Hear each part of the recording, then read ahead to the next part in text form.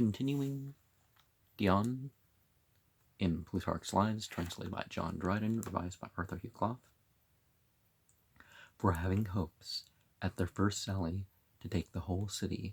when beyond their expectation they found themselves engaged with bold and practised fighters, they fell back towards the castle. As soon as they gave ground, the Greek soldiers pressed the harder upon them, till they turned and fled within the walls. There were lost in this action 74 of Dion's men, and a very great number of the enemy, this being a signal victory, and principally obtained by the valor of the foreign soldiers. The Saracens rewarded them in honor of it with 100 mina, and the soldiers on their part presented Dion with a crown of gold. Soon after there came heralds from Dionysius, bringing Dion letters from the women of his family, and one addressed outside to his father from Hipporinus. This was the name of Dion's son, though Timaeus says he was from his mother Arete's name called Aretaeus, but I think credit is rather to be given to Timanides's report, who was his father's fellow soldier and confidant. The rest of the letters were read publicly, containing much solicitations and humble requests of the women, that professing to be from his son, the heralds would not have them open publicly. But Dion, putting force upon them, broke the seal. It was from Dionysius, written in the terms of it to Dion, but in effect the Saracens and so worded that, under a plausible justification of himself and entreaty to him, means were taken for rendering him suspected by the people. It reminded him of the good service he had formerly done in usurping government. It added threats to his dearest relations, his sister, son, and wife, if he did not comply with the contents. Also, passionate demands mingled with lamentations, and most the purpose of all, urgent recommendations to him not to destroy the government and put the power into the hands of men who always hated him and would never forget their old piques and quarrels. Let them take their sovereignty himself, and so secure the safety of his family and his friends. Now, if somebody's doing wrong, or your enemy or whatever, but threatening and doing stuff to their family or friends or whoever, no, don't pull that nonsense. When this letter was read, the Saracens were not, as they should have been, transported with admiration at the unmovable constancy and magnanimity of Dion,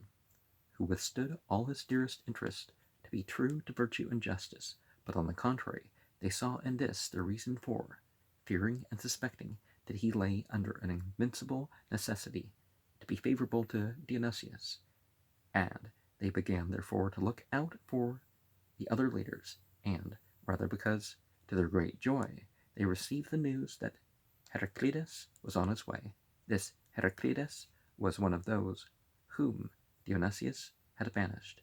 a very good soldier and well known for the commands he had formerly had under the tyrant, yet a man of no constant purpose, of a fickle temper, and least of all to be relied upon when he had to act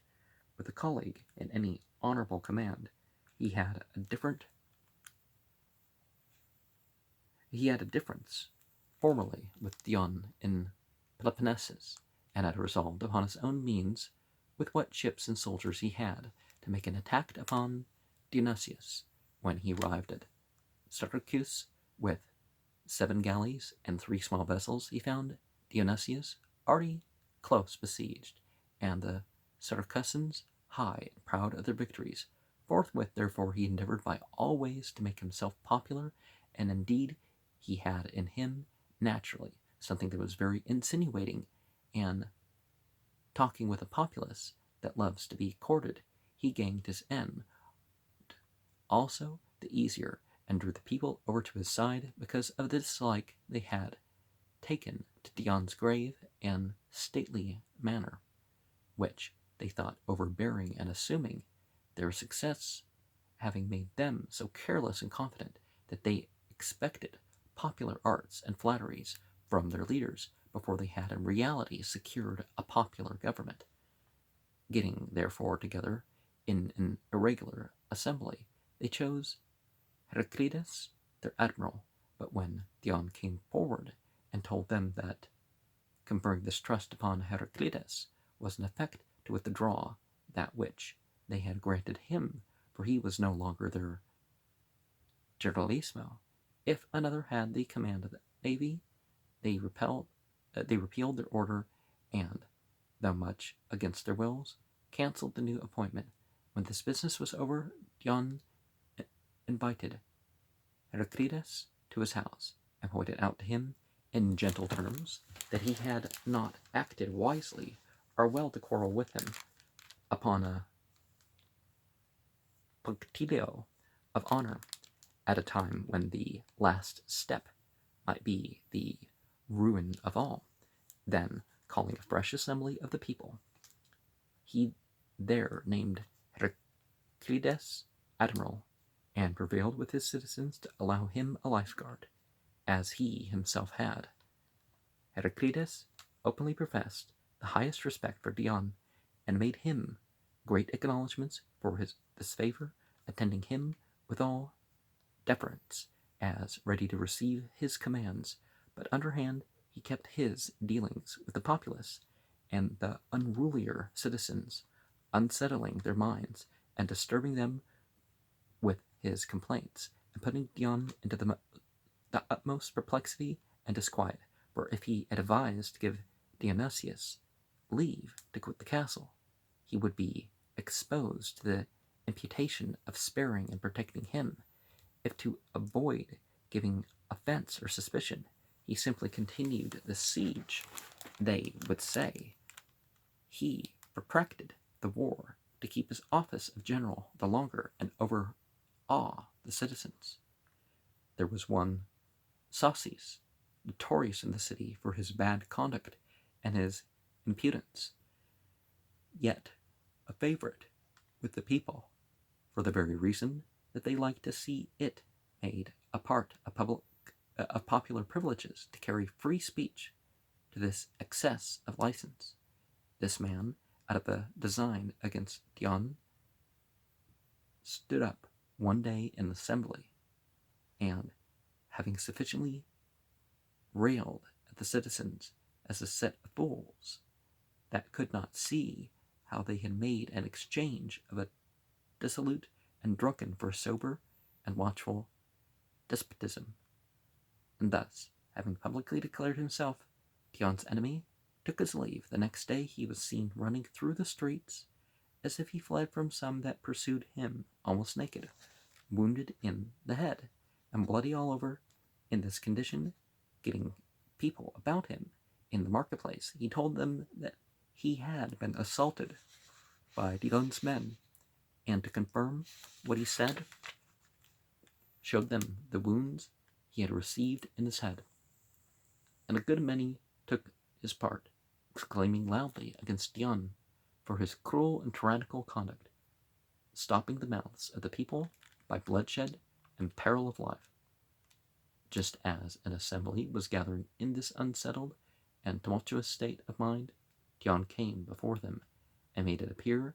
how this Sauces was brother to one of Dionysius's guard,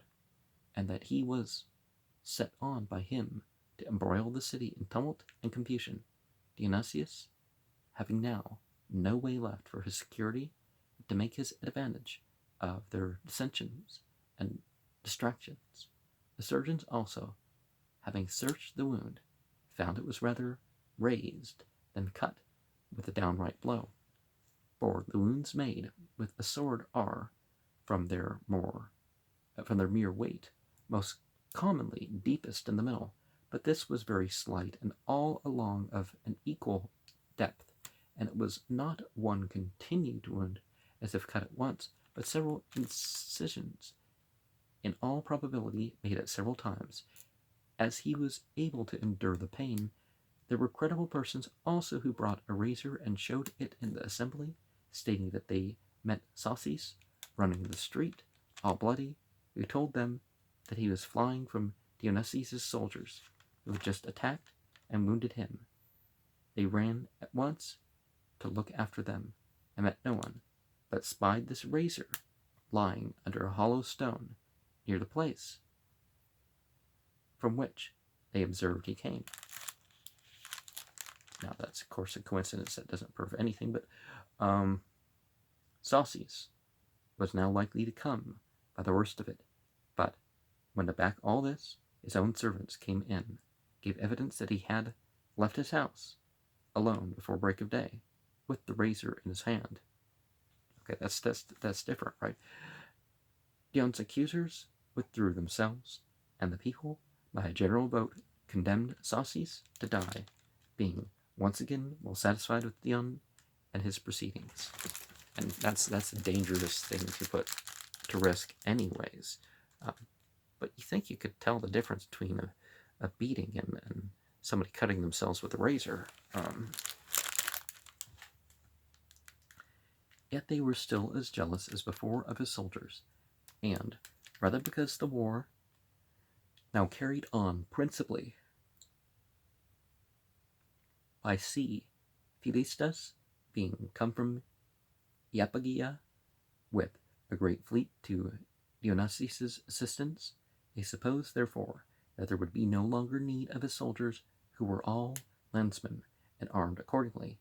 These were rather, indeed, they thought, in a condition to be protected by themselves, who were seamen, and had their power in their shipping. Their good opinion of themselves was also much enhanced by an advantage they got in engagement by sea, in which they took Philistus prisoner, and used him in a barbarous and cruel manner. Ephorus relates that when he saw his ship was taken, he slew himself, but Timoneus, who was with Dion from the very first, was present at all the events as they occurred, writing to Speusippus, the philosopher, relates the story thus, that Philistus' galley running aground, he was taken prisoner alive, and first disarmed and stripped of his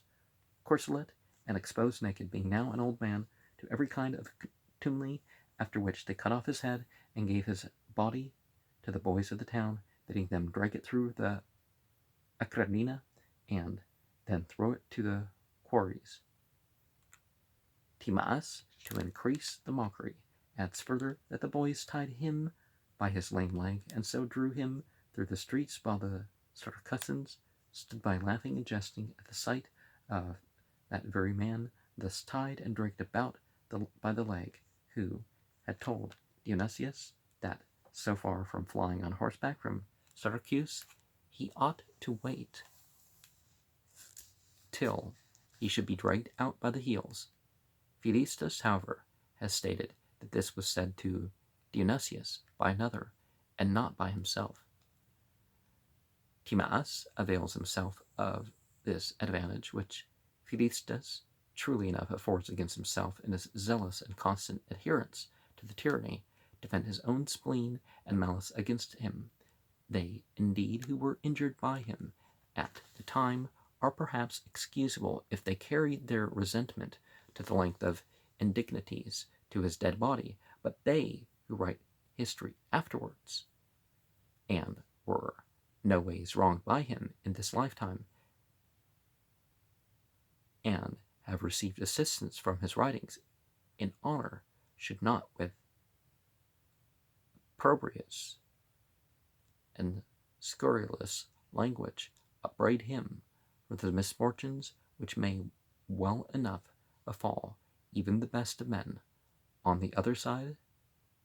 Ephorus is as much out of the way in his encomiums, for however ingenious he is in supplying unjust acts and wicked conduct with fair and worthy motives, and in selecting decorous and honorable terms, yet when he does his best, he does not himself stand clear of the charge of being the greatest lover of tyrants, and the fondest admirer of luxury and power and rich estates and alliances of marriage with absolute princes. He that neither praises Philistus for his conduct, nor insults over his misfortunes, seems to me to take the fittest course. After Philistus's death, Dionysius sent to Dion, offering to surrender the castle, all the arms, provisions, and garrison soldiers, with full pay for them for 5 months, demanding in return that he might have safe conduct to go unmolested into Italy, and there to continue, and also to enjoy the revenues of Gaarta, a large and fruitful territory belonging to Syracuse, reaching from the seaside to the middle of the country. Dion rejected these proposals, and referred him to the Syracusans, they hoping in a short time to take Dionysius alive. Dismissed his ambassadors summarily, but he, leaving his eldest son, Apollocrates, to defend the castle, and putting on board his ship and persons, and the property that he set most value upon, took the opportunity of a fair wind, and made his escape undiscovered by the Admiral Heraclides and his fleet. The citizens loudly exclaimed against Heraclides for this neglect, but he got one of their public speakers, Hippo by name, to go among them and make proposals to the assembly for a redivision of lands, alleging that the first beginning of liberty was equality, and that poverty and slavery were inseparable companions. In support of this, Heraclides spoke, and used the faction in favor of it to overpower Dion, who opposed it, and in fine he pursued the people to ratify it by their vote, and further to decree that the foreign soldiers should receive no pay, and that they would elect new commanders, and so be rid of Dion's oppression, the people attempting, as it were, after their long sickness of despotism,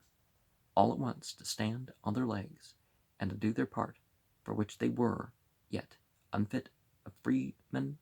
stumbled in all their actions, and yet hated Dion, who, like a good physician, endeavored to keep the city to a strict and temperate regimen. When they met in the assembly to choose their commanders, about the middle of summer, unusual and terrible thunders, with other inauspicious appearances, for 15 days together, dispersed the people, deterring them on grounds of religious fear from creating new generals. But at last, the popular leaders, having found a fair and clear day, and having got their party together, were proceeding to an election, when a draught ox, who was used to the crowd and noise of the street, he was used to the crowd and noise of the streets, but for some reason or other grew unruly to his driver, breaking from his yoke, ran furiously into the theater where they were assembled, and set the people flying and running in all directions before him, in the greatest disorder and confusion, and from thence went on, leaping and rushing about all over that part of the city, which the enemies afterwards made themselves masters of. However, the Syracusans, not regarding all this, elected 25 captains, and among the rest, Heraclides, and underhand tampered with Dion's men, promising, if they would desert him and enlist themselves in their service, to make them citizens of Syracuse, with all the provisions of natives. But they would not hear the proposals, but to show their fidelity and courage, with their swords in their hands, placing Dion for his security in the midst of their battalion, conveyed him out of the city, not offering violence to anyone, but upbraiding those they met with their baseness and ingratitude. The citizens, seeing that they were but few, and did not offer any violence, despised them, and supposing that with their large numbers they might with ease overpower and cut them off before they got out of the city, fell upon them in the rear. Here Dion was in a great strait, being necessitated either to fight against his own countrymen, or tamely suffer himself and his faithful soldiers to be cut in pieces. He used many entreaties to the Syracusans, stretching out his hands toward the castle that was full of their enemies, and showing them these soldiers who in great numbers appeared on walls and watched what he was doing.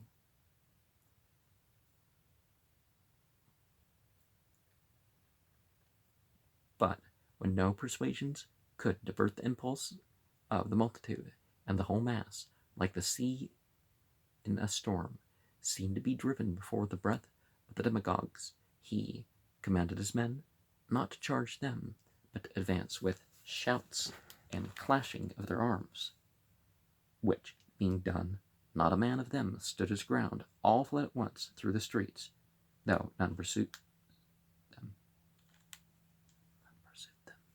For Dion immediately commanded his men to face about and led them towards the city of the Leontinas.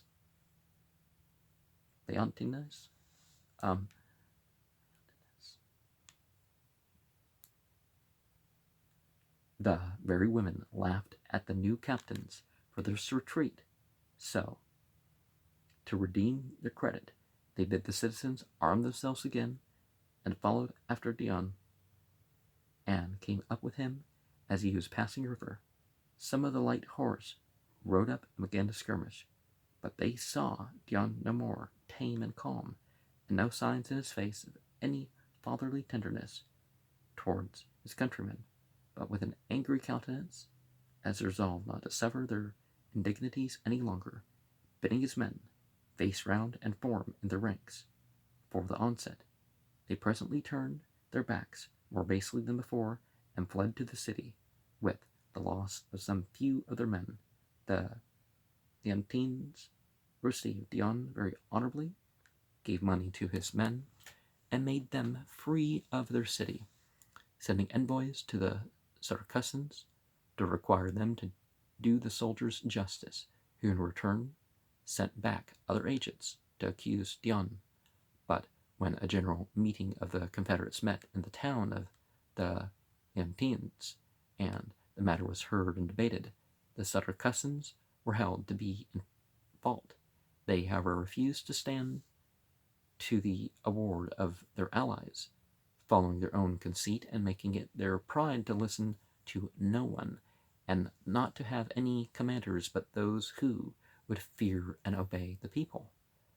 About this time, Dionysius sent in a fleet under the command of Apsius, the Neapolitan, with provisions and pay for the garrison. The Saracens fought him, had the better, and took 4 of his ships, but they made very ill use of their good success, and for want of good discipline, fell in their joy to drinking and feasting in an extravagant manner, with so little regard to their main interests that, when they thought themselves sure of taking the castle, they actually lost their city. Apsius, seeing the citizens in this general disorder, spending day and night in their drunken singing and reveling, and their commanders, well pleased with the frolic, are at least not daring to try to give any orders to men in their drink, took advantage of this opportunity, made a sally, and stormed their works, and having made his way through these, let his barbarians loose upon the city, giving up it and all that were in it to their pleasure. The Saracens quickly saw their folly and misfortune, but could not, in the distraction they were in, so soon redress it. The city was in actual process of being sacked, the enemy putting the men to the sword, demolishing the fortifications, and dragging the women and children with lamentable shrieks and cries prisoners into the castle. The commanders, giving all for lost, were not able to put the citizens in any tolerable posture of defense, finding them confusedly mixed up and scattered among the enemy. While they were in this condition, the Acradina, in danger to be taken, every one was sensible who was in whom all their remaining hopes rested, but no man for shame durst name Dion, whom they had so ungratefully and foolishly dealt with. Necessity had at last, forcing them, some of the auxiliary troops and horsemen cried out, "Send for Dion and his Peloponnesians from the Leontines." No sooner was the venture made and the name heard among the people, but they gave a shout for joy, and with tears in their eyes wished him there, that they might once again see that leader at the head of them, whose courage and bravery in the worst of dangers they well remembered, calling to mind not only with what an undaunted spirit he always behaved himself, but also with what courage and confidence he inspired them when he led them against their enemy. They immediately therefore dispatched Arcanides and Telesides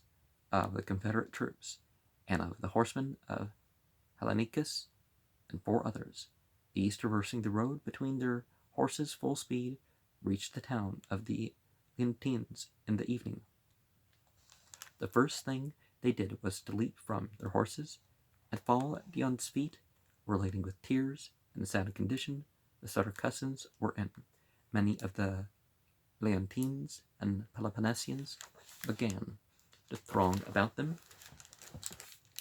guessing by their speed and the number of their address that something extraordinary had occurred. Dion at once led the way to the assembly, and the people being gathered together in a very little time, Arcanides and Hellenicus and the others came in among them, and in short declared the misery and distress of the Saracens, begging the foreign soldiers to forget the injuries they had received and assist the afflicted, who had suffered more for the wrong they had done than they themselves who received it would, had it been in their power, have inflicted upon them. It would have inflicted upon them. Okay. Well, the suffering, yeah. It's probably more likely that the perpetrators, no matter what the thing is, they actually would do more suffering. Because there's a difference between hardship and suffering, right? But sometimes it's even, you know,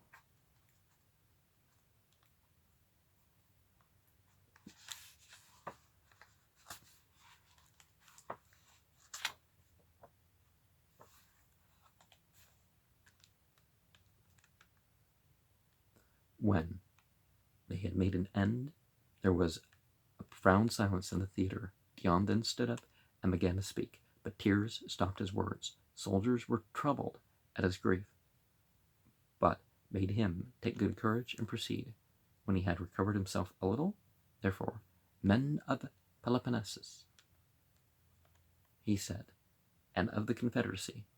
I asked for your presence here, that you might consider your own interests. For myself, I have no interests to consult while Syracuse is perishing, and though I may not save it from destruction, I will nevertheless hasten thither, and be buried in the ruins of my country. Yet, if you can find in your hearts to assist us, the most inconsiderate and unfortunate of men, you may to your eternal honor again retrieve this unhappy city. But if these Saracens can obtain no more pity nor relief from you, may the entities reward you for what you have formerly valiantly done for them, and for your kindness to Dion, of whom speak hereafter, as one who deserted you, not when you were injured and abused, nor afterwards forsook his fellow citizens in their afflictions and misfortunes.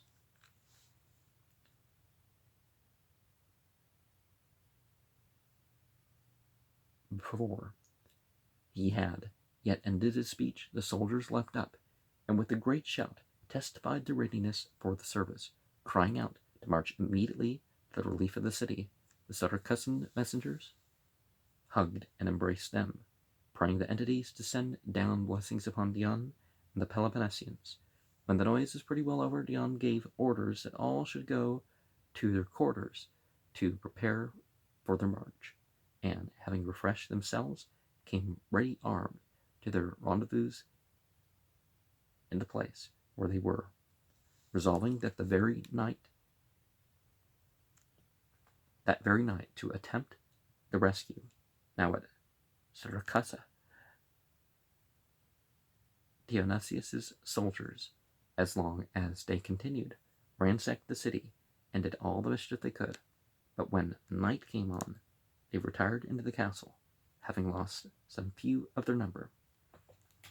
At which the fictitious ringleaders, taking heart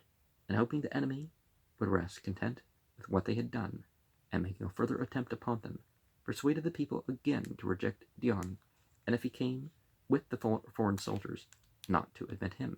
advising them not to yield as inferior to them in point of honor and courage, but to save their city and defend their liberties and properties themselves. The populace, therefore, and their leaders sent messengers to Dion to forbid him to advance, while the noble citizens and the horse sent others to him to desire him to hasten his march, for which reason he slacked his pace, yet did not remit his advance, and in the course of the night the faction that was against him set a guard upon the gates of the city to hinder him from coming in. But Nupsius made another sally out of the castle with a far greater number of men, and those far more bold and eager than before, who quite ruined what of the rampart was left standing, and fell in pell-mell to sack and ravage the city. The slaughter was now very great, not only of the men, but of the women also and the children, for they regarded not so much the plunder as to destroy and kill all the net. For Dionysius, despairing to regain the kingdom, and mortally hating the Saracens, resolved to bury his lost sovereignty in the ruin and desolation of Syracuse. These soldiers, therefore, to anticipate Dion's succors, resolved upon the most complete and ready way of destruction, to lay the city in ashes, firing all at hand with torches and lamps, and at distance with flaming arrows shot from their bows. The citizens fled every way before them. They who, to avoid the fire, forsook their houses, was taken in the streets, and put to the sword. They who took themselves for refuge into the houses were forced out again by the flames, many buildings being now in a blaze, and many falling in ruins upon them as they fled past. This fresh misfortune, by general consent, opened the gates for Dion. He had given up his rapid advance when he received advice that the enemies were retreated into the castle, but in the morning some horse brought him the news of another assault, and soon after some of those who before opposed his coming fled now to him, to entreat him he would hasten his relief. The pressure increasing, Heraclitus sent his brother, and after him his uncle, Theodotus, to beg him to help them, for that now they were not able to resist any longer. He himself was wounded, and the greatest part of the city either in ruins or in flames. When Dion met this sad news, he was about 60 furlongs distant from the city. When he had acquainted the soldiers with the exigency and exhorted them to behave themselves like men, the army no longer marched, but ran forwards, and by the way were met by messengers upon messengers, entreating them to make haste. By the wonderful eagerness of the soldiers, by their extraordinary speed, Dion quickly came to the city and entered what is called the Hecatompeton, sending his light-armed men at once to charge the enemy, that, seeing them, the Saracens might take courage. In the meantime, he drew up in good order his full-armed men, and all the citizens that came in and joined him, forming his battalions deep, and distributing his officers in many separate commands, that he might be able to attack from many quarters at once, and so be more alarming to the enemy. So, having made his arrangements and offered vows to what were considered to be gods and goddesses, when he was seen in the streets, advancing at the head of his men to engage the enemy, a confused noise of shouts, congratulations, vows, and prayers was raised by the Saracens, who now called Dion their deliverer and tutelar deity, and his soldiers their friends, brethren, and fellow citizens. And indeed, at that moment, none seemed to regard themselves or value their safeties, but to be concerned more for Dion's life than for all their own together, as he marched at the head of them to meet the danger, through blood and fire, over heaps of dead bodies that lay in